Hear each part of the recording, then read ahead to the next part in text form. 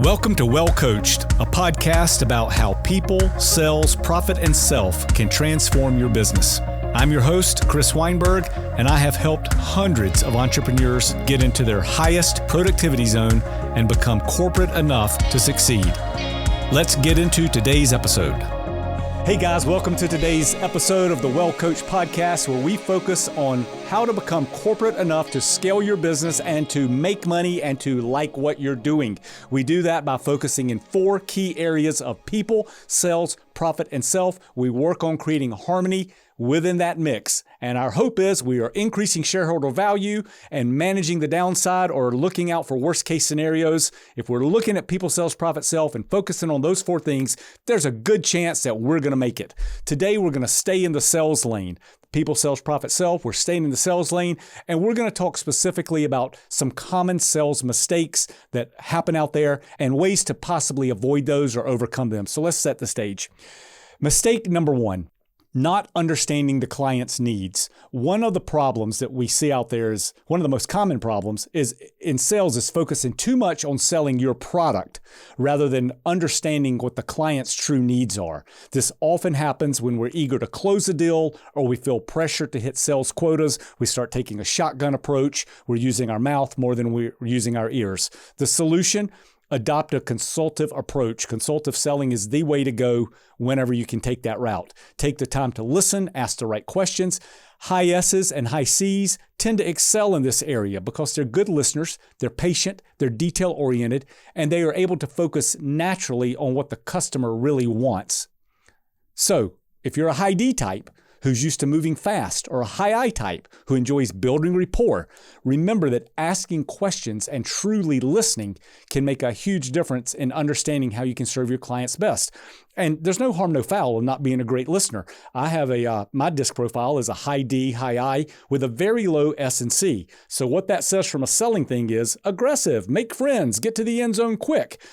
I don't think anybody in my hemisphere would call me a bad listener at this point, but it's a real effort for me to do that. So I'm super conscious that that is a skill set development for me. It's not natural for me to go, you talk. It is a skill set build. And that gets back to the disc profile where no matter what your disc is, it doesn't mean that you can or can't. It just means that you may need some skill building in a certain area. For me, that was becoming a good listener. And now I basically listen to people for a living. Mistake number 2. Selling to everyone and not the right person. Another common sales mistake is trying to sell to everyone instead of focusing on your ideal client. This can lead to wasted time and effort and ultimately frustration with both you and the client. Now, the caveat here is if you are new at the game, if you're a new entrepreneur and you're out there selling, you're probably going to try to sell to anybody who'll write you a check. Totally get it. But over the course of time, you want to fine tune to where you are getting into your niche lane. You know what your value proposition is, and you're able to go identify and share that message with the right folks. If you're just selling out there with a shotgun approach, you're going to make a lot of mistakes. Luck becomes a big part of the success ratio, and we want to get away from that as fast as we can. So the solution: identifying our ideal clients and focusing our energy there. High D types, we want to try to get into fast type sales unless our listening skills are developed or we can listen. High S's, here's the downside of a high S salesperson. They're great listeners, but sometimes they won't naturally just go ask for the order. So we'd be developing that skill set, right? Everybody has different strengths. Everybody has different weaknesses. D's and I's are going to run their mouth and pitch their product. S's and C's are going to naturally listen, but may not say, will you buy something? So everything's just about understanding who you are and then working on the things that you need to balance out your natural gifts. The next mistake that we see: focusing on features over benefits. Many sales folks will fall into the trap of listing their product's features rather than explaining how those features solve the client's problems. High C types are particularly susceptible to this because they love details and accuracy, okay? And sometimes when high C's start explaining, they might over-explain. And as a buyer, you can become numb to that because really what you want to know is, how are you going to solve my problem? So instead of focusing on what the product does, focus on how it benefits the client. What problem does it solve? How will it make their life or business better? High I types are typically strong in this area. because they're great at painting a picture of how the product can improve their client's situation. So an example might be, let's say that we are selling rocket ships to go to the moon. Now, I'm a high-I seller. The way I would sell that to you is I would say, this is going to be the best thing ever. We're going to go fast. The views from the cockpit are going to be amazing. When we get to the moon, you're not going to believe how white it is. We're going to look down at Earth and it's going to be lovely. High-I would sell something like that. That will work really well if you're selling to another high-I type person. We'll get into that at some other episode of how to identify who you're selling to. A high-C would sell the same trip by doing this. We have a spaceship that we've been developing over the last 15 years, and I'd like to go through every single part and every dimension and the plans of how this thing gets off the ground, how long it's going to take us to get to the moon, and every detail in there. Where's the pilot been trained? What kind of supplies are we bringing? Now, if you're selling to a high-I or a high-D, you've lost them. It's too much detail. If you happen to be selling to another high-C or a high-S, you're speaking their language.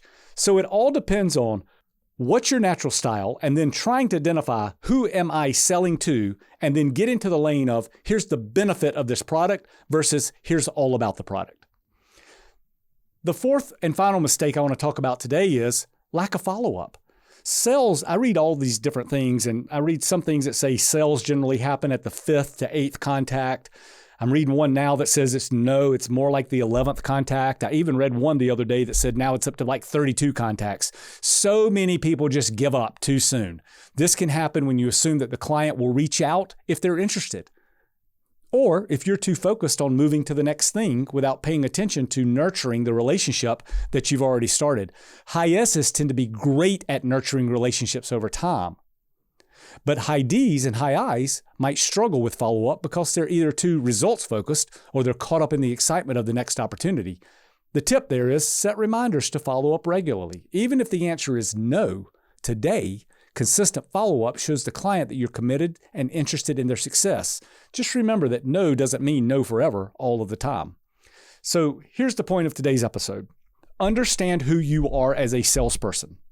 Whatever those natural strengths are, they're all going to have a downside. Every one of us does. So focus on that. If you're a high D and high I, just know you're going to be really good at moving fast, talking, and moving on to the next thing. You may not be great at listening. So practice that. Get an accountability buddy to help you practice talking and listening back and forth. If you're a high S and high C, I'll oftentimes see that they are the best sales folks out there once they learn how to ask for the order or to turn it on. S's and C's always come prepared to the party, but they may not have enough vigor to say, are you ready to buy it? Everyone's got strengths, everyone's got weaknesses. The key is to understand yourself, then understand others, put those two together, and have a successful sales journey. Thanks a bunch, team. We'll see you next time.